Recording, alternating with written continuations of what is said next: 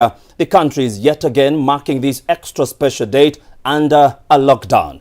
As the COVID-19 curve slowly declines, it goes without saying, Kenyans are eagerly anticipating the president's speech to see if he'll ease the measures set up by the Ministry of Health. We ask you on our question of the day. What would you like the president to address on this Mashujaa Day? What would you like the president to address on this Mashujaa Day? Send your feedback on all our social media handles as Switch TV Kenya or on our SMS line 111 Also feel free to tell us where you're watching from and who are you celebrating as your true Shujaa. All right, we have a show that is packed just for you today on our special Mashujaa bulletin that will air throughout the day, including live updates from Kirinyaga County.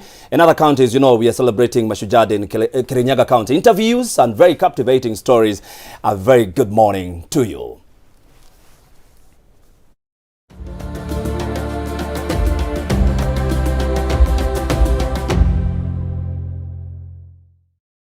And today we are not alone. We are joined by a host of other presenters. I have on the other side of the studio my colleagues. Kindly introduce yourself. Clifford, please go ahead.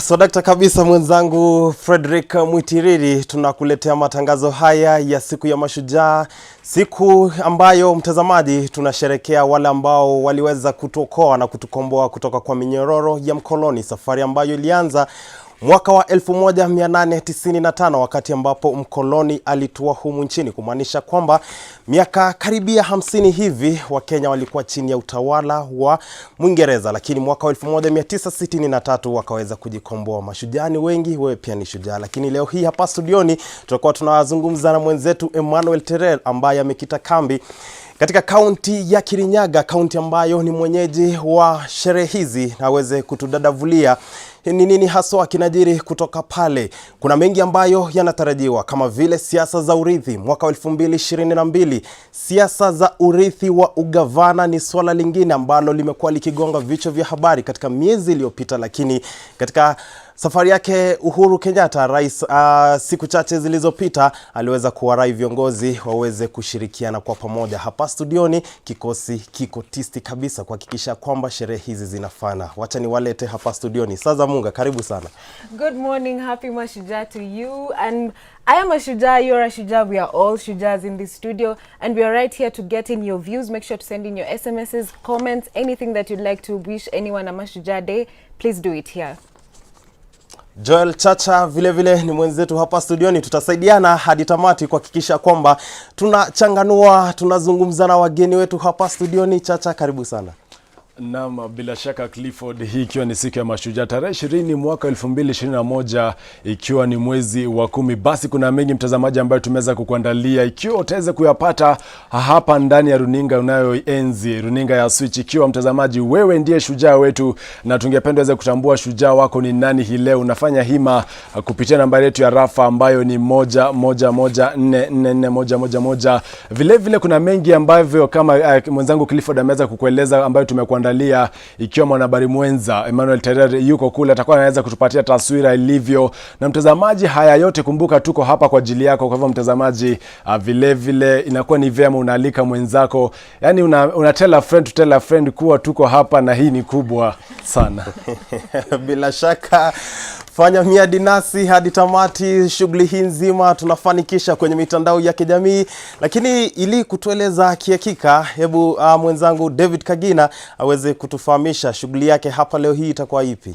Bila shaka siku ya leo inazidi kufana. Kwangu mimi shujaa ni jamaa ambaye anatoka kwa njia zake za kawaida na ili kuwasaidia wenzake. Kwa mtazamaji, sijui kwako shujaa ni nani? Zidi kulonga nasi. Kazi yangu hapa itakuwa langu ni sikio, nikiwa na kipaza sauti mkononi. Langu ni kusema kile ambacho utakuwa kilonga nasi kupitia nambari yetu SMS ikiwa ni 1114441111. Vile vile unaweza kulonga nasi kupitia mitandao yetu ya kijamii ikiwa ni @SwitchTVKE kwenye mtandao wa Instagram, tukiwa Twitter na Facebook @SwitchTVKenya. Bila shaka David Kagina ashasema yote, sasa mimi nitaongeza nini? Lakini mtazamaji, ni kuhakikisha kwamba unaketi papo hapo na kutazama runinga ya Switch hadi tamati, manake Emmanuel Terer amekita kambi katika kaunti ya Kirinyaga, na sasa hivi acha nimpishe tu aweze kutufahamisha hali iko vipi, hali anga, manake hapa Nairobi kumekuwa na kijimvua. Emmanuel Terer, hebu tupe taswira kamili kaunti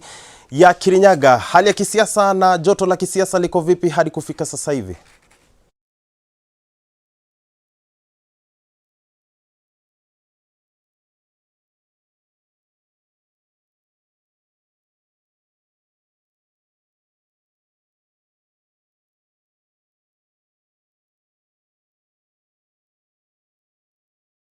Na mvua ambayo ilikuwa inaendelea kunyonyota hadi sasa, lakini sasa tunasubiri kuona itakuwaje. Kama Mwenyezi Mungu basi atatujalia miale ya jua, ndio itakuwa radhi. Nyuma yangu kuna shughuli nzima ambazo zinaendelea, unasikiza watu mbwembwe wanajitafutia nafasi siku ya leo. Watu wanafika kweli kweli, msafara mkubwa, kila mmoja anatafuta nafasi. Lakini jana katika mazungumzo na waziri wa masuala katibu katika wizara ya usalama wa ndani Karanja Kibicho alisema walikuwa ni watu 3,000. Na jana vile vile kupitia mtandao wa Twitter katika ikulu ya rais tukapata taarifa kwamba Lazarus ambaye ni rais wa Malawi amekwisha wasili humo nchini. Vile vile maandalizi yenyewe, kumbuka kwamba yanafanyika katika uwanja hapa wa Nguru. Kama unapata kuona, mpige picha wangu kama nakupatia nafasi hiyo upate kuangalia, basi ni katika uwanja ambao watu wengi wamesubiri wafike, wa Nguru Stadium ambaye ni kimataifa wanavyosema, na matayarisho makubwa wameandaa. Asubuhi tukifika vile vile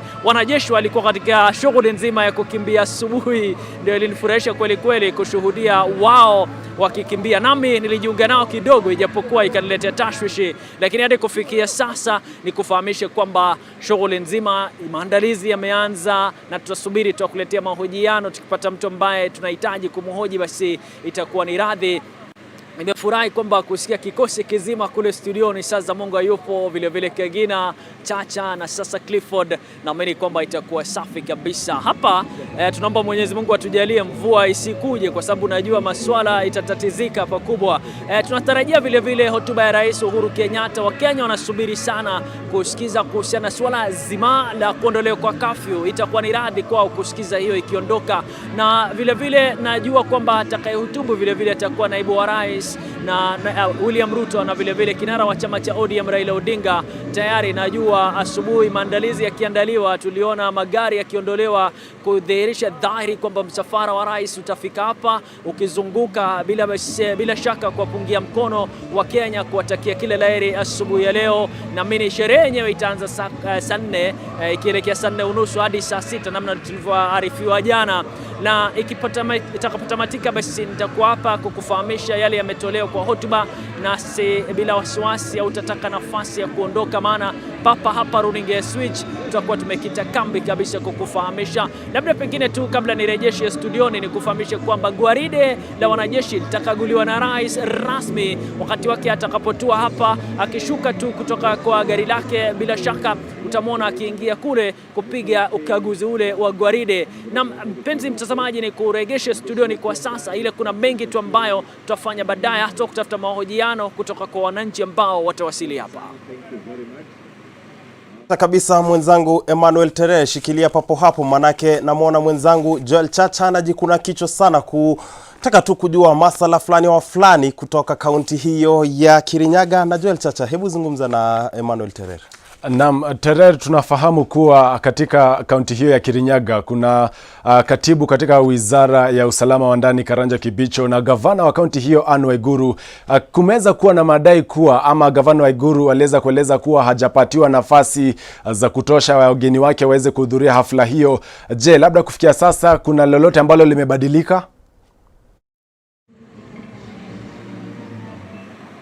Na bila shaka jana akizungumza katibu katika wizara hii ya usalama wa ndani Karanja Kibicho alipuuzilia mbali madai haya, akisema kwamba kuna ushirikiano mkubwa baina yao, na hata kadi ambazo zimepeana kwa alikwa, anasema kwamba amepewa gavana Waiguru kadi 300, lakini thibitisho tunasubiri kutaka kujua kama mtaguzano baina yao umekwaruzwa ama ni mtaguzano ambao na umororo mkubwa. Lakini kama itakuwa sawa, basi tutakufahamisha. Najua wengi wanazungumza kwamba kuna mbunge ambaye gavana kunradhi Anne Waiguru na vile vile Karanja Kibishu wamesema kwamba uhusiano wao si mzuri, lakini tutasubiri leo kufahamu itakuwaje. Vile vile kumbuka kuna Ngereshi vile vile wamesema kwamba wao watatu kuna mtaguzano ambao unakanganyika baina yao. Hilo tutapata kufahamu baadaye watakapozungumza, na vile vile kuangalia nyuso zao, kama kutakuwepo na furaha basi tutafahamu kuhusiana na suala hilo zima la kisiasa katika kaunti. Kwako Chacha. So dakta kabisa Emmanuel Terere, bila shaka tutaweza tu kuja kwako muda utakapo turuhusu. Kumbuka shughuli hii nzima inakwenda hadi mida tu ya saa 8 ambapo sisi hapa studioni tumekutayarishia mengi sana. Tunapozungumza mengi, tunazungumza pia taarifa ambazo tumekuandalia mtazamaji, taarifa za kihakika ambapo tumezungumza na wale mashujaa ambao ungependa kuwasikiza. Ningependa nirushe shughuli hii katika upande wa pili wa studio zetu katika kitengo cha kimombo kwake Frederick Mwitiriri haweze kuendelea na matangazo haya. Asante sana wangwana wa Kiswahili. Sisi hapa kwenye lugha ya kimombo tuendeleze taarifa hizi, na kwamba sijui kama mwelekezi wangu sijui kama Emmanuel Terere ameondoka kwenye uwanja. Yupo bado? Bado yupo. Emmanuel Terere, tueleze tu kwa muktadha, ni ukiangalia joto la kisiasa haswa upande wake naibu wa rais William Ruto, natarajia atakuwa kwenye uwanja. Tunamjua kwamba kinara wa ODM Raila Odinga anatarajiwa kwenye uwanja huo. Hawa wawili wamekuwa wakipigana kwa kisiasa kwa muda sasa. Tueleze watu wa Wanguru, watu wa Kirinyaga wanasema nini kuhusu hili? Umezungumza nao?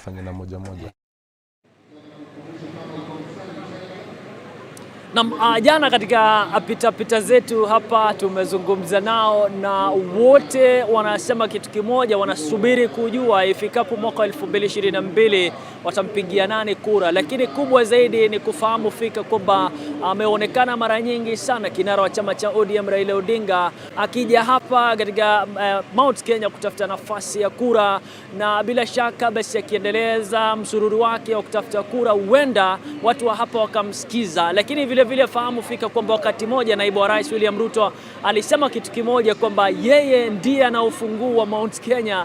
Basi utapata kufahamu kwamba yule mpiga kura ambaye labda atashawishika kutoka pande zote mbili atapiga kura yeye mwenyewe kama mfanya maamuzi yake. Lakini subira kubwa ambayo tunasubiri siku ya leo ni kuwa ni nani atazungumza zaidi kuhusiana na swala la kutaka kura. Wote wawili ujue kwamba watakutana siku ya leo katika uwanja huu, na wote kwa pamoja watatafuta mbinu ya kuwinda kura. Na iwapo basi mmoja ataamua kutozungumzia swala hilo, basi labda pengine atakuwa amepoteza sana, maana ndio mawanda makubwa ya kutafuta kura ni siku ya leo, aswa kwa kikutana wote pamoja katika mawanda ambayo yameandaliwa katika uwanja wa Wanguru siku ya leo, sherehe kubwa hii ya Mashujaa.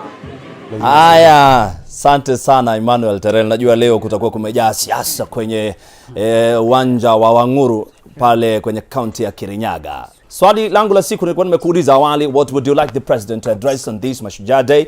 What would you like the president to address on this Mashujaa Day? You can talk to us via SMS line, that is on 111 444 111. Once again, that is on 111 444 111. What would you like the president to address on this Mashujaa Day? And your SMSs are now coming in. They are trolling in. Ian is saying aende na curfew kama shujaa. Watu wanasema kafu iondolewe. All right. Your SMS is the same question. We've thrown it on all our social media platforms, so you can tell us. Let me read another one. Ernest Mananga Jr., you are saying aende na curfew pia. Moses Juma, curfew. Rais Uhuru Kenyatta, tuarifu jamani, utatoa curfew? Asante sana. In studio right about time we have the former Deputy Governor from Isiolo, who we are going to just talk about issues that are affecting the common mwananchi, the politics of the day, and this is what we are going to talk about this particular time. Lincoln, tell us, who is our guest today? Former Deputy Governor of Isiolo, Isa Abdi. Many thanks for creating time. Gulet. Many thanks for creating time. Like our boss, Abbas Gulet. Abbas Gulet, yeah. He's the current Deputy Governor. Yes. Yes. This is the name you just used. Yeah. Yes. Oh, the name is just. Thank you for creating time. Yeah. All right, you will think, why am I impersonating him? Apologies for that. Apologies for that. Yes. DG. This is the 12th Mashujaa Day. Yeah. There are many problems bedeviling Kenya. Number one, high cost of fuel, high cost of electricity, rising cost of education, especially institutions of higher learning. This is the last Mashujaa Day for President Uhuru Kenyatta and his deputy William Ruto. What are your expectations? Do you think that they are ending this on a low? I think currently, as you said it correctly, Kenyans are going through a very difficult time. Remember, in the social and economic stratification of the Kenyan society, over 98% or even 99% of the people are people who are within the category you will call the struggling segment.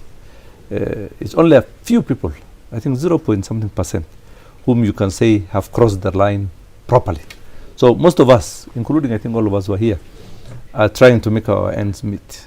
It's not easy, and I think quite a number of events happen in this country, around the world. The COVID has nothing to do with the government. It is an unfortunate, disaster that happened across the globe.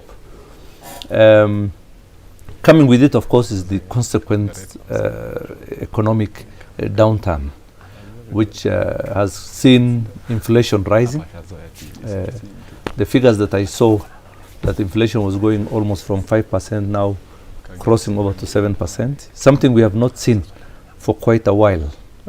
I think since Mwai Kibaki took over, we have not seen such a drastic increase of this inflationary trend. The consequence for that, of course, is rising prices of foodstuff, essential commodities. Not fuel. Fuel has other problems. It has nothing to do with the inflation. We have problems with fuel prices because it is artificially, induced. Remember, almost 70 shillings out of the almost 112 shillings that we pay per litre goes in taxes. So DG will come right back. Yeah. Emmanuel Terere is on standby with Kirinyaga Deputy Governor. Emmanuel Terere, if you can hear us, take it away.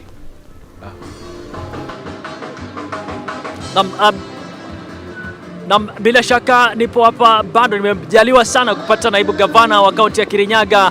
Ananiambia jina lake linatambuka Ndambiri. Bila shaka karibu sana. Kuna mengi tu watu wamezungumza kuhusiana siku ya leo. Kwako unahisi vipi imeandaliwa hapa?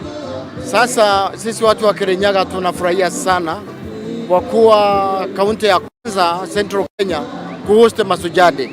Na kwa hivyo kama watu wa Mlima Kenya tumeona maendeleo imekuja pahali hapa. Zaidi kwa yote tumeona hapa Mwea pahali tuko Wanguru International Stadium, biashara zimebadilika kwa sababu wale wananchi wametoka pahali mbalimbali wameingia huku. Mahoteli zetu zote zimekuwa overbooked. Wameenda wengine mpaka Embu, mpaka Murang'a, mpaka Nyeri ili wakuje hii celebration ya Mashujaa Day. Zaidi ya yote infrastructure imebadilika hapa. Tumekuwa na kilio hapa, wakati wa matope tulikuwa tunavaa gumboots. Wakati wa jua wa vumbi tunavaa gumboots. Sasa hivi ukiangalia tunaenda juu ya carpet, tunaenda juu ya lami kwa sababu rais wetu ametufanyia hii. Na tunamshukuru sana Rais Uhuru Kenyatta kwa sababu ameshikilia sana Kirinyaga na zaidi ya yote hapa Mwea. Nakumbuka ya kwamba hapo zamani mimi kama naibu wa gavana nilikuwa na haibu kali. Hata naongea na gavana wangu tuweke kambro hapa Mwea, tutengeneze barabara, na yote anakuwa anasema hapana. Lakini Mungu kutoka juu akanenea Rais Uhuru Kenyatta. Sasa sisi tunaenjoy ya kwamba Mwea imebadilika. Na kusema ukweli, economy ya Kirinyaga imeshikiliwa na Mwea. Zile kula mingi za hapa Kirinyaga zinatoka hii sehemu ya Mwea. Kwa hivyo sasa tuko na furaha kali zaidi. Nina swali lingine kuhusiana na hilo, kwamba kuna taarifa huenda ukatafuta nafasi ya ugavana mwaka unaokuja. Hakuna kitu ingine inangojea. Mimi nimeiva, mimi nimesoma, kiti sasa inatoka hapa Mwea na mimi niko na experience. Mimi ndiye gavana wa 2022 na nimesimama kama kiongozi wa hapa sehemu ya Mwea, na tumesema Mwea ndio inatoa gavana laudi hii. Kwa hivyo mimi nitakuwa king'ang'anio, wale wengine wakikuja ni sawa, lakini mimi ndio nitakuwa gavana 2022. Ni nini tofauti ambacho utaletea watu wa kaunti ya Kirinyaga sasa ukipata kiti chenyewe? Mambo iko mingi sana. Kuna area ambayo haijakuwa explored. Kama sasa tunasema Ngurubani tumetengenezewa barabara, tumetengenezewa hii stadium. Tuko na sehemu nyingi sana kama hapa South Gariama ambapo kuna vast lands. Na South Gariama ikiwekwa maji na watu huko wapewe title deeds na kuambia wataweza kupatia hii Kenya yetu chakula. There is western resources hapa tu South Gariama. Hiyo ni kitu ya kwanza ambayo tutafanya nikiwa gavana, ku make sure ya kwamba kuna maji ya kutosha na tuifungue kama an irrigation scheme ili South Gariama iweze kutengeneza chakula ambayo tutakuwa tunapatia hii Kenya yetu. Kuna mambo ingine mingi kama majani chai ambayo bei zake zinatakikana kuja juu. Tuko untapped resources kama ya tourism. Ukiangalia hapa Kirinyaga, water rafting is only found in Kirinyaga, hapa tu Sagana. Na unajua tunaambiwa kwamba we are the second best in Africa. These are areas ambayo haijaangaliwa hata kidogo. Kwa hivyo there is a lot of resources ambayo iko tu untapped. Na nikiwa gavana wakati ule, hiyo yote tutayafungua. Not forgetting that even yule rais atakayekuja tutafanya kazi na yeye 2022 kwa sababu there is potential in Kirinyaga. Papo hapo vile vile kuna vyama viwili viko, chama cha ODM kinaongoza na kinara wa ODM Raila Odinga. Naibu wa rais anashinikiza kwa chama chake cha UDA. Utawania kiti ukitumia tiketi kipi? Sasa ile ya muhimu zaidi wakati huu ni kujua ya kwamba kuna gavana ambaye atakuja 2022 na ndiye huyu anaitwa Peter Ndambiri. Hii mambo ya chama, msisahau ya kwamba tuko na Rais Uhuru Kenyatta ambaye ndio kiongozi rasmi wa Mount Kenya region. Na yeye hajanena pahali atatuelekeza, and I can assure you something. Uhuru Muigai Kenyatta ni mtu ambaye ni mwelevu. Hawezi kuacha Mount Kenya tu ovyo ovyo. Kwa wakati itasimama na atuonyeshe mwelekeo. Sasa saa hii sio ati ni chama hii ama ni chama ile. Ya kwamba ni tumheshimu rais na tungoje sauti yake. Bali atasema hapo ndio tutakuwa. Bila shaka. Asante sana. Asante kwa kujiunga na Switch TV. Tunakutakia kila laheri katika shughuli zako. Mpenzi mtazamaji, Peter Ndambiri, naibu gavana wa kaunti ya Kirinyaga, anatukamilishia na kurejesha kwako studio. Baadaye tutakutana tena. Thank you very much, Emmanuel Terrer. He had a chance to secure an interview with Kirinyaga Deputy Governor Peter Ndambiri. Frederick and DG, of course, we have seen issues with deputies and their bosses, not just at the county levels, but even at the top of the presidency. Yes, yes. How was your relationship? And I have the best experience, I think, on this table. I think it is a difficult position. First of all, this is a constitutional position. Yes. So the boss can almost do nothing to you. He can neither not remove you, and he can do nothing much. The only thing he can do is to frustrate.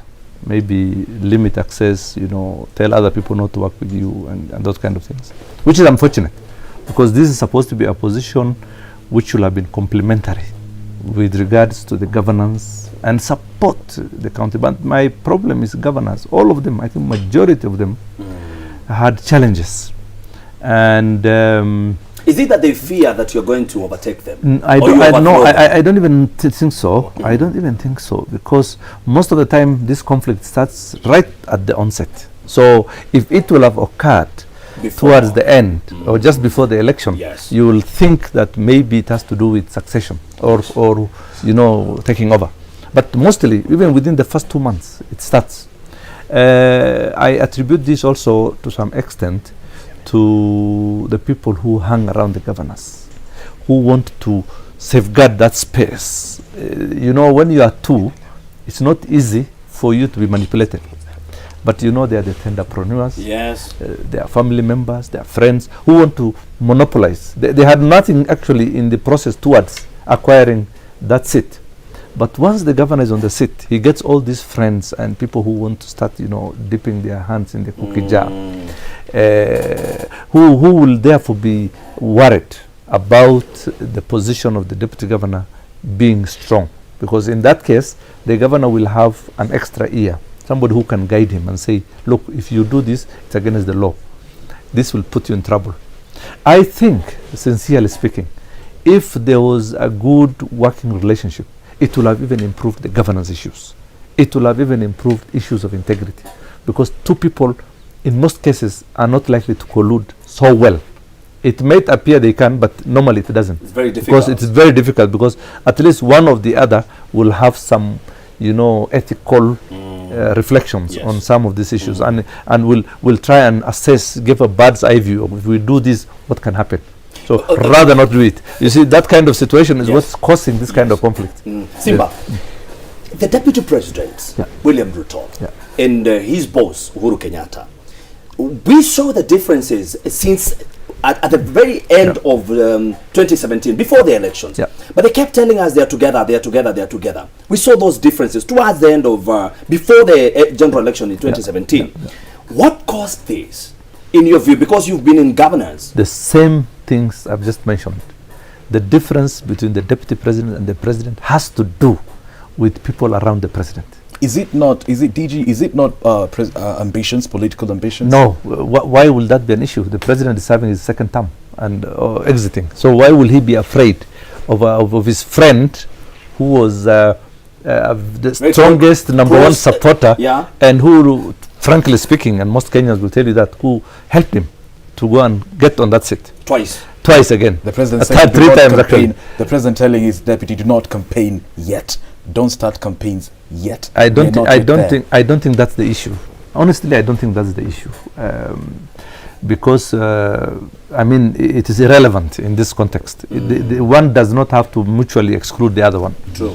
But I think, remember, immediately just before the general election of 2017, people like David Murathe and a few other people around the President had already started hinting that the President is going to hit back at his deputy. There was already, as you said, that was already, in the air. Yes.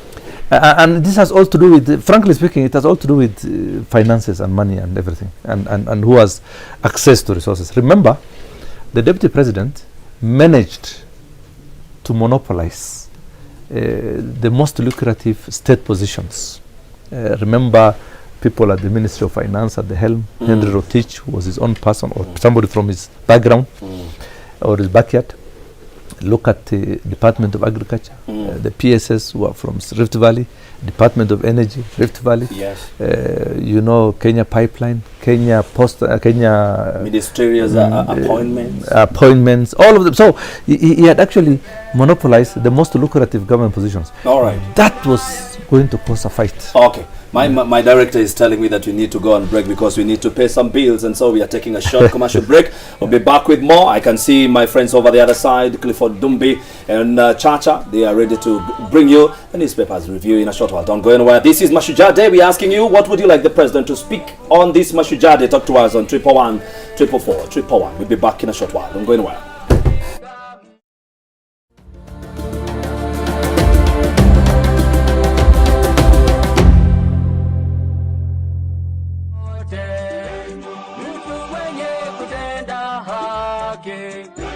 Na ukipenda Kenya ujitengane na mambo yenye kuvunja amani.